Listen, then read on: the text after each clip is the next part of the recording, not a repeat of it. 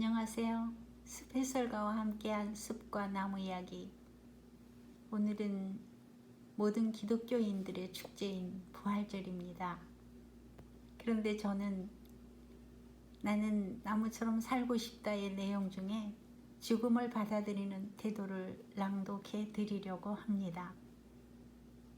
우리는 현실 속에서 매 순간 일어나는 죽음을 받아들이고 그걸 받아들이지 않을 때는 결코 우리 삶의 여정에서 부활할 수 없음을 알기 때문인 것 같습니다. 그럼 낭독해 드리도록 하겠습니다. 막상 나이를 먹고 보니 앞으로 남는 시간이 살아온 세월보다 짧다는 걸 느낀 순간부터 삶에 대한 미련이 많아졌다. 막상 죽는다고 생각하니 한 줌 먼지로 사라지는 게 솔직히 두려웠다. 그렇게 정말 흔적도 없이 사라지고 마는 것인가?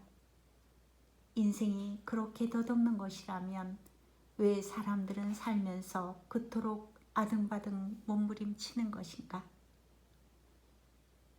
이런 고민이 생긴 후로 늙고 병든 나무를 대할 때면 마치 미래의 나를 보듯 그렇게 초라해 보이고 안타까웠다. 그래서 자연스럽게 죽도록 내버려 두지 못하고 어떻게든 나무를 살리려고 그 삶을 연장시키려고 했었다. 그렇게 해서라도 그들에게 찾아오는 죽음을 막아주고 싶었다. 그것이 신을 대신하여 내가 해줄 수 있는 최선의 일이라 다짐하면서 말이다. 물론 그 밑바닥에는 나무 역시 나처럼 죽음이 두려울 거라는 얄팍한 자위가 숨어 있었다. 그러던 어느 날 나는 늙고 병든 잣나무를 만나게 되었다. 그 나무는 서 있는 것 자체가 신기할 정도로 많이 힘들어 보였다. 습관적으로 끌을 들이댄 순간 머리를 스치는 생각 하나. 이런 나무를 치료하는 게 과연 잘하는 일일까? 고개를 들고 찬찬히 나무 가지를 올려다 보았다.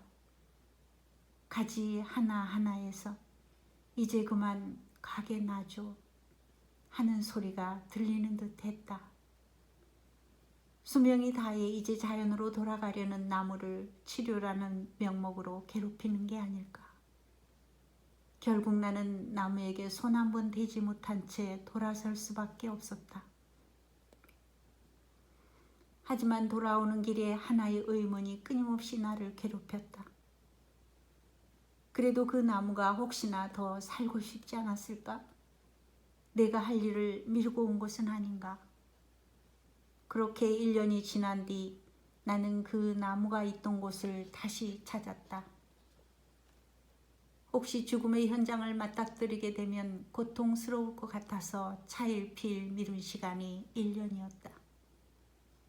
조바심 치는 마음을 애써 누르며 잣나무가 서 있던 자리에 다가서는 순간 나는 걸음을 멈출 수밖에 없었다.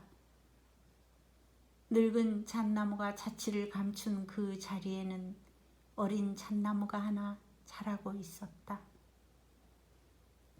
가냘픈 가지마다 연록빛 새순을 올리고 하늘을 향해 줄기를 뻗은 어린 잣나무.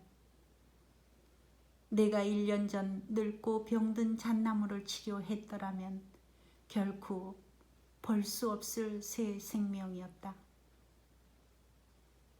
미국의 근본주의자 스콧 니어링은 사람들에게 죽음에 대해 이렇게 말했다고 한다. 노동력이 없어지면 자연으로 돌아가는 것. 결국 죽음이란 끝인 동시에 또 다른 시작인 것이다.